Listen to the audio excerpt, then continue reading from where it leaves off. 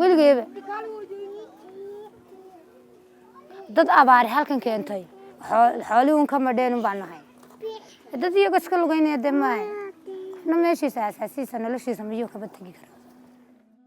This is 35-year-old Yurub Abdi Jama. Until recently, she was a herder in Somalia's rural north. But the devastating drought hitting the Horn of Africa left her with no choice but to flee. She now lives here in this shanty in the outskirts of the city of Hargeisa, hundreds of kilometers from her home.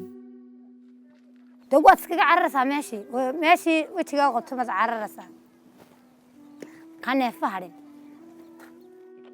Jama, a mother of 8, is a climate migrant, and she is not alone. Like her, tens of thousands of farmers and herders in the region are abandoning rural areas as lands turn barren, animals die, and livelihoods disappear. The World Food Programme estimates 13 million people in the region are facing severe hunger after 3 consecutive failed rainy seasons.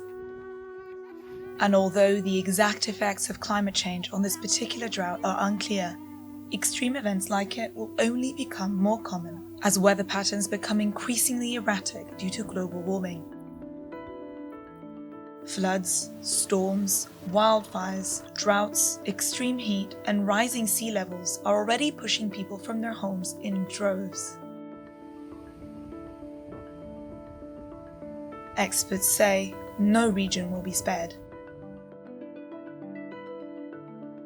সব বাড়িয়ে চুটে সাগরে গেছে আইলাম উত্তরে আউ গিয়া হ্যাঁ একটা বাড়ি এলে বাড়ি করে দিলে এবার কো বন্যা সব বাসায় লয়ে গেছে আমি আর কি করব আমি অবদান করতে একটু পোলাজ করছে উমনি থাকবে এই উমনি রুচি রাস্তার পাশে তাছাড়া কোনো আর উপায় নেই আমার কারণ আমি In 2020, 30 million new internal displacements were caused by climate disasters. That's 3 times the number of those caused by violence and conflict in the same period. Tengo 2 niños que no tienen casa donde dormir. No tenemos nada. If emissions are not cut, the World Bank estimates some 216 million people would be at risk of climate-related internal displacement by 2050. Typically, migration is extremely costly. And what we observe in every country of the world, in the global north and in the global south, for any kind of impact of climate change, is that the most vulnerable population, the poorest, the oldest, the least educated, the least informed, the least connected, those populations are always unable to escape, unable to flee, unable to relocate. A newly published report by the UN's top climate scientists has underlined how climate change is widening the gap between the richest and the poorest, while places that contributed least to global warming pay the highest price. For people living in disaster-prone areas, the future has never looked more unsure. Over 2 decades ago, Florivic Valdoza's family sold their home in the island of Luzon in the Philippines and moved to higher ground. They made it through many storms, but then in 2020, a massive typhoon hit the area, completely destroying her home. And in this area, there is no certainty it won't happen again. Sa tingin ko, sir, kung para sa akin, sa sarili ko, sir, wala na. Wala nang, kumbaga parang wala nang safe. Kung para sa akin, wala na, sir. Kasi lahat ng pupuntahan naming lugar, may napapalibutan ng tubig. Isa pa, yung lilipatan naming lugar din doon. Kumbaga, pag malakas din daw ang bagyo, tinutubig. Tapos, siyempre, yung mga puno. Pag iniisip ko lang, sir, yung kapakanan ng mga anak ko.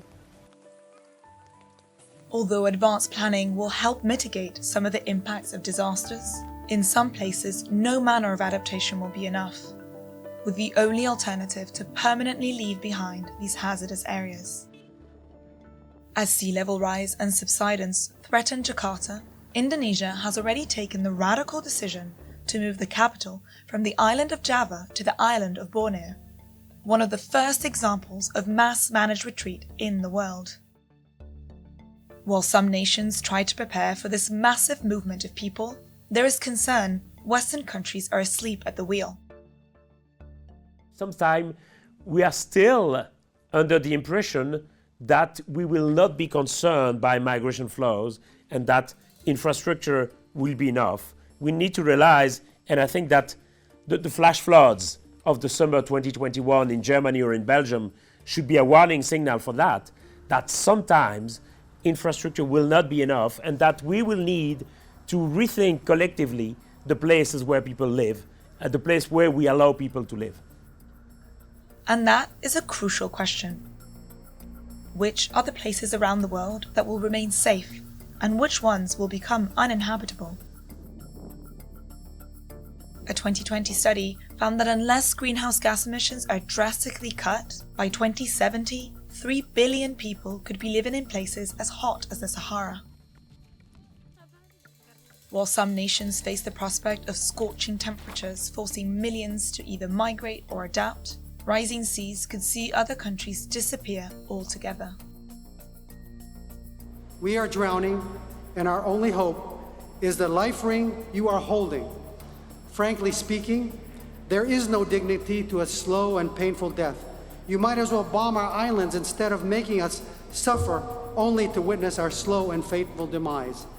And if countries disappear, what will become of their citizens? Will they and others fleeing the effects of climate change be recognized as refugees? Experts say that won't happen. But even if climate migrants have no legal status, nationally or internationally, the reality is that they already exist. And the UN warns that one thing is certain: more and more people will be leaving their homes behind, willingly or unwillingly, temporarily or permanently, as the impacts of climate change accelerate.